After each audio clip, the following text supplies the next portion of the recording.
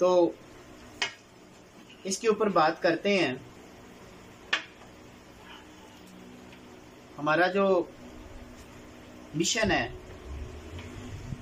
क्योंकि अलामात के हिसाब से अगर हम दवाई को याद करना शुरू करें तो हम किसी भी दवाई को याद नहीं कर सकते। जितनी बड़ी दवाई है या जितनी इसकी अलामात हैं, लेकिन कुछ मखसूस अलामात होती हैं, कुछ ऐसी होम्योपैथिक मेडिसिन की कुछ ऐसी सिम्टम्स होती हैं जो किसी भी दूसरी दवाई में वो मौजूद नहीं होती। वहां पर आके हमें वो बिल मिसल की तरफ लेके जाती हैं वो मेडिसिन, और बिल मिसल मरीज की अलामात के मुताबिक जब बिल मिसल दवाई मिल जाती है तो मर्ज चाहे कुरानक हो चाहे अक्यूट हो, तो इंशाल्लाह अल्लाह की ज़ात शफा देने वाली है और मरीज शफा की तरफ गामजन हो जाता है। तो कलकेरिया कार की शख्सियत, इसकी जो दिमागी अलामात हैं उसके ऊपर मैं बात करूंगा। बाकी डॉक्टर अली शहबाज साहब माशाल्लाह बहुत अच्छे तरीके से लेबोरेटरी के हवाले से, रूब्रिक के हवाले से हमें वो चीज़ें बताते हैं जो कि हम अगर साल हर साल भी मेहनत करें तो हम वहाँ तक नहीं पहुँच सकते। लेबोरेटरी के हवाले से माशाल्लाह डॉक्टर साहब का बहुत अच्छा एक्सपीरियंस है और बड़े अच्छे तरीके से वो सोशल मीडिया पे भी, अपने व्हाट्सएप ग्रुप में भी माशाल्लाह बहुत अच्छे तरीके से लेबोरेटरी को पढ़ा रहे हैं। लेकिन मैं इसकी जो कलकेरिया कार की जो शख्सियत है, इसकी जो दिमागी अलामात हैं, उसके ऊपर बात करूंगा। तो सबसे पहले हम देखते हैं कि कोई भी होम्योपैथी दवाई किस चीज से तैयार होती है। अगर कलकेरिया कार की बात की जाए तो ये एक समंदर में रहने वाली एक सिप्पी, जिसे हम पंजाबी में बोलते हैं, उसके अंदर एक मोती सा होता है, बड़ा यानी कि खूबसूरत सा होता है, बड़ा महफूज होता है, छुपा हुआ होता है। उस यानी कि मोती से ये दवाई तैयार की जाती है, जिसको कलकेरिया कार्बोनिकम कहा जाता है। और अगर हम उस सिप्पी को देखें, दवाई को समझना को मुश्किल नहीं है। अगर हम सिप्पी को देखें कि वो बाहर से बड़ी सख्त होती है, उसका जो खौल होता है बड़ा सख्त होता है, और अंदर जो होता है उसके बहुत ज्यादा नरम होता है। सेम कलकेरिया कार की शख्सियत भी ऐसी है। बाहर से ये बड़ी मजबूत नजर आने वाली होती है, बड़ी ताकतवर नजर आने वाली होती है, लेकिन इसके अंदर वही चीज के अंदर से ये बड़ा ही कमजोर होता है। और अगर हम वो सिप्पी को देखें ना, तो वो समंदर में क्या होता है कि जहां कहीं पत्थर होते हैं ना, तो वो पत्थर के साथ छुप के बेचारी यानी कि उधर बैठी होती है। सेम इसी तरह यानी कि कलकेरिया कार की शख्सियत होती है। इसके अंदर खौफ, यानी कि कह लें कि ये खौफ अपनी गोद में लेकर ही यानी कि आती है, क्योंकि वो खौफ की वजह से छुपी होती है। और सेम कलकेरिया कार की शख्सियत भी ऐसी है, बाहर से बड़ी मजबूत नजर आती है, लेकिन इसके असाब बड़े ही पिलपले किस्म का यानी कि ये शख्सियत होती है, बड़ा ही नरम, यानी कि इसके हड्डियां जो है कमजोर होती हैं। अच्छा, इसका एक चीज है, ये दिमागी तौर पर बहुत ज्यादा एक्टिव भी होता है। अगर ये फिजिकली ये सुस्त होता है, लेकिन दिमागी तौर पर ये बहुत ज्यादा एक्टिव भी होता है। इसको कह लेंगे आप, जिस तरह लाइकोपोडियम की शख्सियत है ना, वो दिमागी तौर पर बहुत ज्यादा शार्प होती है, बहुत ज्यादा तेज होती है। सेम यही कलकेरिया कार्प भी है, लेकिन कलकेरिया कार्प और लाइकोपोडियम की शख्सियत में जमीन आसमान का फर्क है। क्योंकि कलकेरिया कार्प की शख्सियत सर्दी से हसास होती है, जबकि लाइकोपोडियम की शख्सियत गर्मी से हसास होती है। हालांकि लाइकोपोडियम राइट साइड की बहुत अच्छी हमारी मेडिसिन है, कलकेरिया कार्प भी राइट साइड की बहुत अच्छी मेडिसिन है, काली कार्प भी राइट साइड की बहुत अच्छी मेडिसिन है। लेकिन इनके मजाज में, जिस तरह मैंने पिछले हमारे लेक्चर में काली कार्प के ऊपर लेक्चर था, उसके ऊपर कहा गया था कि काली कार्प की शख्सियत बहुत ज्यादा तेज होती है, जबकि कलकेरिया कार्प की शख्सियत सुस्त होती है, लेजी होती है। वो जिस तरह वो सिपी की तरफ ही हम आते हैं, उधर जाके देखते हैं कि देखिए उसका काम क्या है, खुराक लेना, उसको खाना और उसको हजम करना। कलकेरिया कार्प की शख्सियत भी यही चाहती है, अच्छा खाना, आराम करना और उसे हजम करना।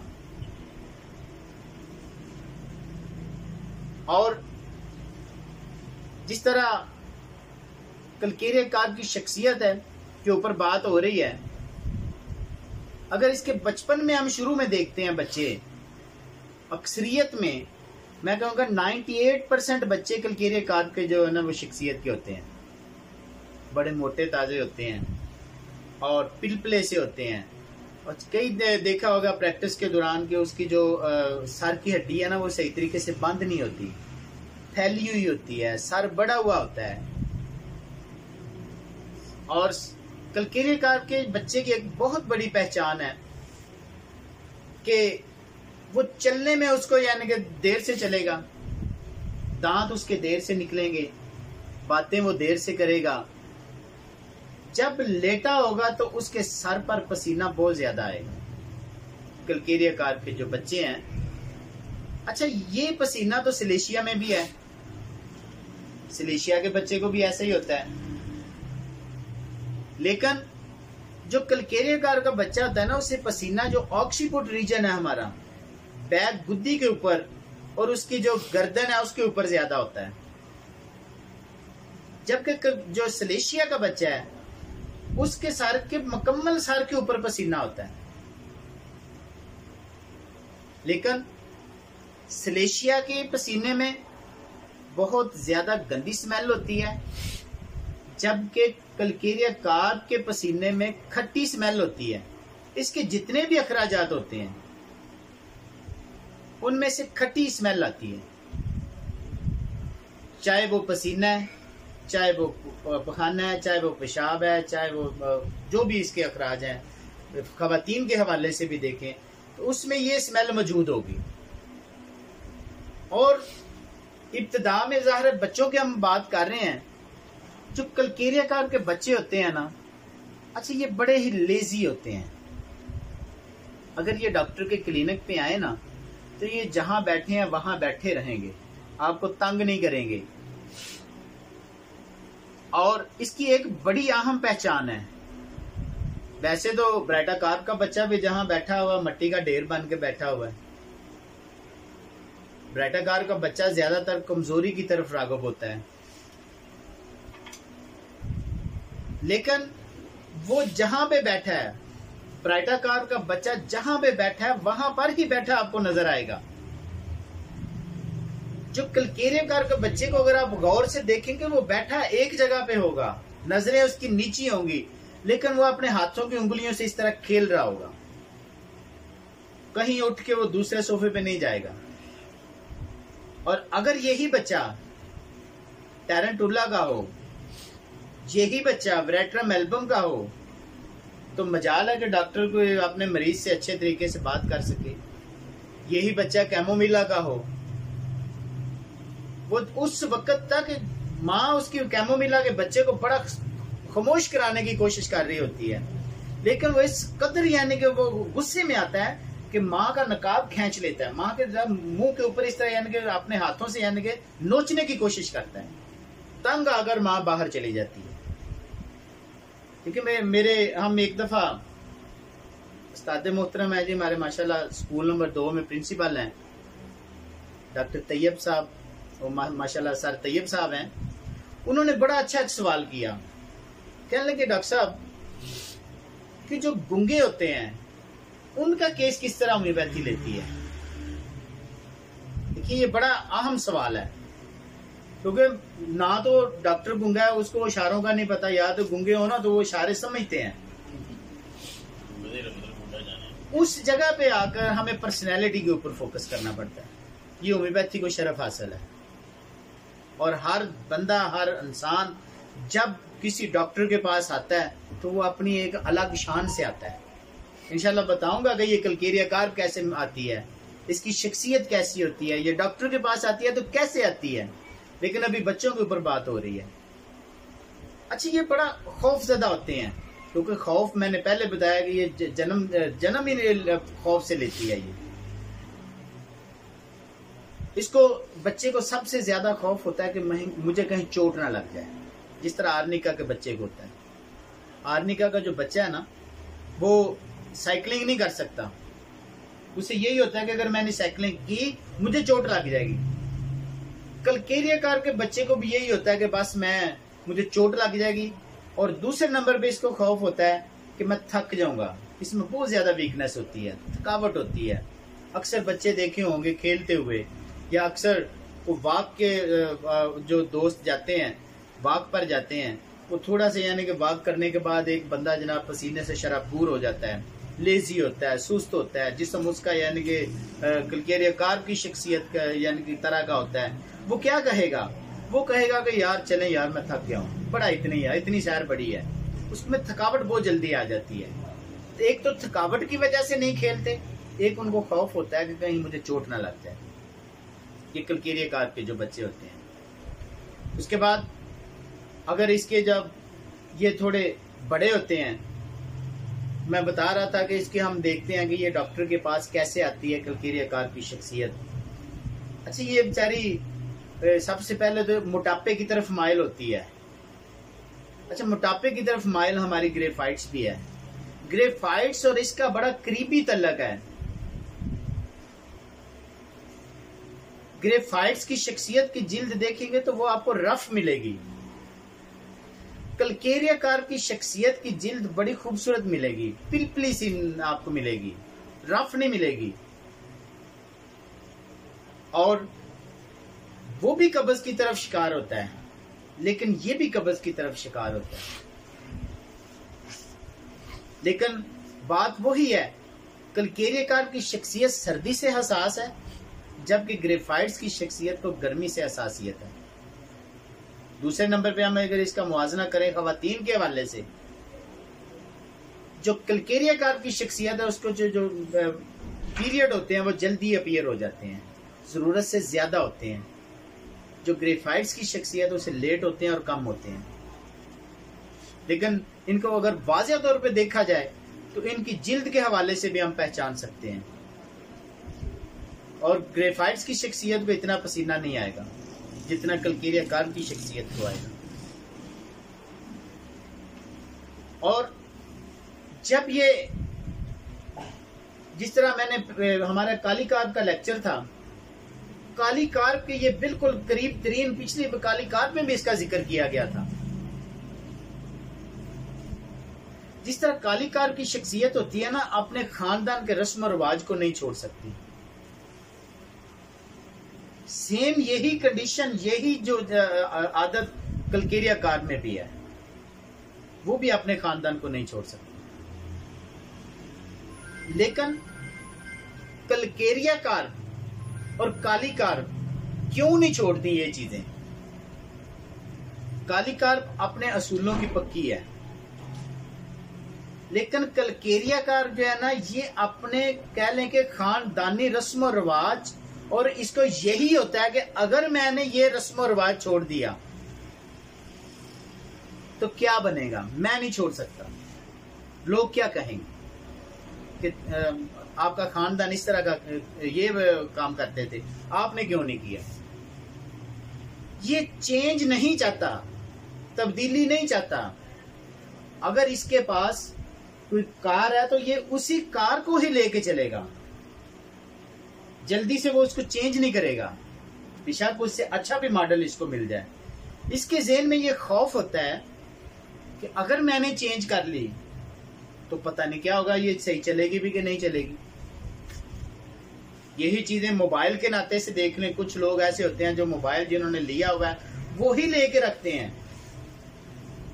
वो कहते हैं कि अगर मैं न्यू लूंगा तो एक तो मुझे वो पता नहीं चलेगा ना चले, या मुझसे चलेगा ना चले। खौफ इसके अंदर मौजूद होता है। ये इस तरह कह लें कि हमारे मुआशरे में जिस तरह ये लोग जिस मोहल्ले में रहते हैं, जिस मकान में इसके आबाओ अजदाद रहते हैं, ये वहीं रहने की कोशिश करते हैं। ये वहीं रहने की कोशिश करेंगे। क्यों? कहेंगे कि नहीं जी ये तो हमारा मोहल्ला है, हमें सारे लोग जानते हैं, हम नई जगह पे जाएंगे पता नहीं किस तरह के लोग होंगे और हम कैसे यानी कि जिंदगी बसर करेंगे। ये अपने आबाओ अजदाद की रस्मों को नहीं छोड़ना चाहते, खौफ की वजह से। इसको ये खौफ होता है कि मैं नाकाम हो जाऊंगा। इसलिए कुछ डॉक्टर हजरात भी ऐसे होते हैं जो अपने क्लिनिक भी सही तरीके से नहीं करते। उनको यही होता है कि अगर मैंने इस जगह से छोड़ के फलां जगह पे चला गया तो पता नहीं मैं कामयाब होऊंगा कि नहीं होऊंगा। ये चीज अनाकार्डियम में भी है। अनाकार्डियम का जिस तरह मैंने बताया, इसके दो जमीरों वाला आदमी होता है। एक कहता है ये काम कर ले तेरे फायदे में है, दूसरा कहता है ना करिए इससे तेरा नुकसान हो जाएगा। वो बेचारा अटका रहता है, डबल माइंडेड रहता है। लेकिन ये वो कह लें कि दो जमीरों से फैसला नहीं कर सकता, लेकिन ये कमजोरी की वजह से, अपनी नाकामियों की वजह से फैसला नहीं कर सकता। और इसकी जो कलकेरिया कार्प की शख्सियत होती है ना, ये जल्दी बुढ़ापे की तरफ चली जाती है। इसके मुंह के ऊपर झुर्रियां बड़ी जल्दी आ जाती हैं और उन झुर्रियों को छुपाने के लिए ये मेकअप करती है। और मेकअप तो थुजा भी करती है, लेकिन वो क्यों करती है? वो अपने चेहरे की फ्रैकल्स को छुपाने के लिए मेकअप करती है। मेकअप तो प्लाटिना भी करती है, वो अपनी जो साख बरकरार रखने के लिए करती है। मेकअप तो कह लेंगे लाइकोपोडियम भी करता है। वो जिस तरह मैंने बताया ना कि वो मेकअप इसलिए करता है कि वो निगाह में रखना चाहता है खातून को, बस मेरी तरफ अट्रैक्ट हो। और ये मेकअप क्यों करती है कलकेरिया कार्प? ये अपनी झुर्रियों को छुपाने के लिए करती है। और वो बेचारी जब भी कहीं शादी फंक्शन पे जाती है ना, शादी फंक्शन तो दूर की बात है, आप यकीन करें कि आपके क्लिनिक पे कुछ लोग ऐसे आते हैं, कुछ खवातीन ऐसी आती हैं, आप देखना कि वो पसीने से शराबूर होंगी और उन्होंने खूबसूरत अपना मेकअप किया होगा, खूबसूरत कपड़े पहने होंगे, ऐसे लगेगा जैसे किसी बहुत बड़े फंक्शन में जा रही है।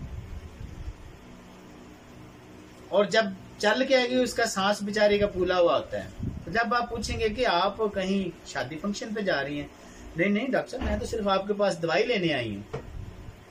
यानी कि इस कदर अपनी जो मेकअप का ख्याल रखती है। कहते हैं ना कि ये अगर इसको पीछे से देखा जाए, इसका चेहरा ना देखा जाए, झुर्रियां वाली वगैरह ना देखी जाए, तो मेकअप के हवाले से इसकी शान बान, इसके जो लिबास के हवाले से बंदा जज नहीं कर सकता कि इसकी उम्र 40 साल है। ये 20-25 साल की नजर आती है अपने आप को। और ये क्यों करती है? ये इसलिए करती है कि अपने अंदर की जो कमजोरी है उसके अंदर मौजूद है, कहीं दूसरे ना देख लें। इसको खौफ होता है कि मेरी इस कमजोरी को कहीं दूसरे ना देख लें। शादी वगैरह में जाएगी तो बन संवर के जाएगी। और जैसे ही ये चलना शुरू करती है इसका सांस फूल जाता है। अच्छा, इसको जो अंडे के बारे में जिस तरह कहते हैं, इसको अंडे बहुत ज्यादा पसंद होते हैं। चाहे बच्चे हों चाहे बड़े हों। और इनकी ये होती है कि हाफ बॉयल अंडा, क्योंकि उसमें कैल्शियम बहुत ज्यादा मिकदार में होता है, इसमें कैल्शियम की कमी होती है। कैल्शियम की कमी की वजह से भी इसका जिस्म बढ़ना शुरू हो जाता है। ये पिलाहट का शिकार होती है। क्यों होती है? कि इसमें व्हाइट ब्लड सेल बहुत ज्यादा इंक्रीज कर जाते हैं, रेड ब्लड सेल कम होते हैं। और ये बहुत ज्यादा चीनी भी खाना चाहती है। चीनी क्यों खाना चाहती है? क्योंकि ये इसका सर्द मजाज है, इससे सर्दी से हसासियत है। और जैसे कोई बंदा चीनी खाता है उससे अक्सर होता है ना कि जिस तरह शुगर अगर किसी की लो हो जाती है तो वो बिल्कुल सुस्त हो जाता है, निडाल हो जाता है। और अगर चीनी भी खाएं तो सर्दी लग रही हो तो वो काफी ज्यादा बेहतरी की तरफ आ जाती है, एनर्जी प्रोवाइड करती है। ये जो कलकीरिया कार्ब की शख्सियत है। इसको नमकीन चीजें भी बड़ी पसंद है। अच्छा, इंसानों के साथ साथ होम्योपैथी यकीन करें कि जानवरों के ऊपर बहुत अच्छा काम करती है। मेरे पास कुछ देर पहले की बात है, एक खतून आई, वो कहने लगी डॉक्टर साहब क्या आप ये जो परिंदे वगैरह उनकी भी दवाई देते हैं? मैंने कहा आप मसला बताएं, मसला क्या है परिंदों को? कहने लगे कि मैंने मुर्गियां रखी हुई हैं देसी, लेकिन इतनी मेहनत की है मैंने उनके ऊपर, और अब जब सर्दियां आई हैं अंडे खाने या बेचने की बात है तो मुर्गियां अंडे पी जाती हैं, क्या इसका कोई हल है? मैंने कहा जी बिल्कुल हल है। मैंने कहा जी लेकिन एक चीज है कि जितने भी अंडे देंगे पहले मुझे आपने देने हैं।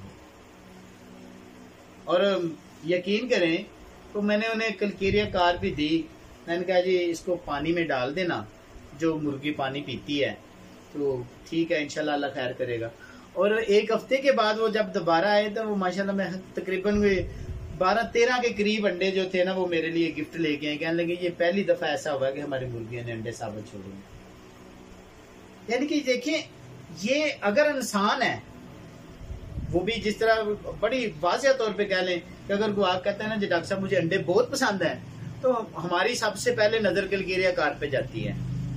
लेकिन और भी मेडिसिन मौजूद हैं, ये नहीं है कि हर एक को हम कलकीरिया कार्ब भी दे दें। लेकिन जब हम उसकी बाकी अलामात को भी देखेंगे, उसकी बाकी फिजिकली अलामात को भी देखेंगे, उसकी जिसामत को देखेंगे, और फिर जाकर यानी कि हम कहेंगे कि ये दवाई इसकी करेक्ट बनती है।